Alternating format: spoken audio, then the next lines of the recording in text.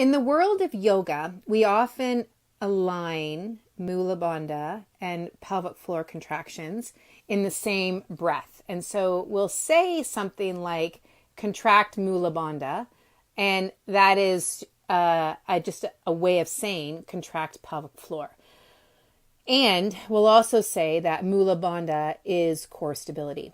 Those things are not the same. Mula bandha is not the same as core stability. It's not the same as a pelvic floor contraction. Now, there is an anatomical piece to mula bandha, which is really important, but what's really even more important is to understand that mula bandha is an energetic lock.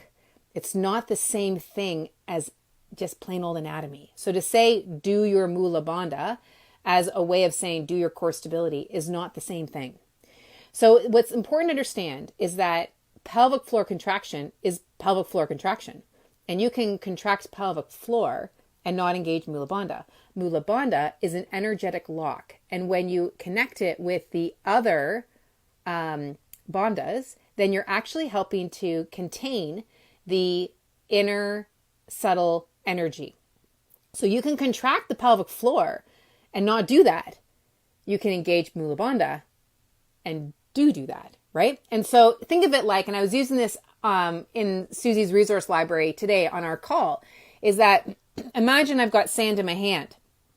And if I contract that really, really hard, the sand will fall out around my hand. Like I can contract that really hard and there's nothing subtle or energetic about it. So we can contract the living crap out of our pelvic floor and get nowhere near an energetic lock. Right? So remember, this is about subtle energy and about containing. And then as you gain more facility with it, being able to move it and work with that subtle energy. But just going after that pelvic floor contraction is not the same thing.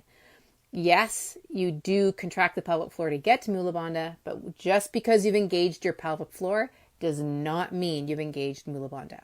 The other piece around mula bandha that becomes very interesting is that you can connect to your mula bandha without even engaging your pelvic floor. So people can connect to the mula bandha via like their big toe mound, for example, and other areas up into their shoulder girdle. So there's ways in because it's not necessarily physical plane anatomy.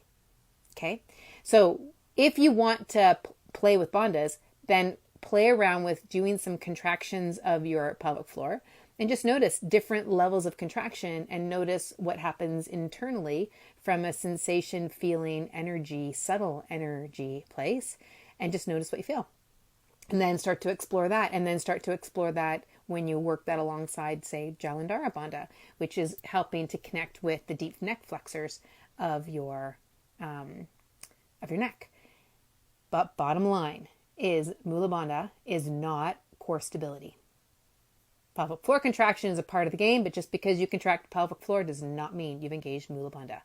If you're interested in more on this topic, I can certainly add more videos on this. Just let me know in the comments below. Take good care. Have a great time exploring.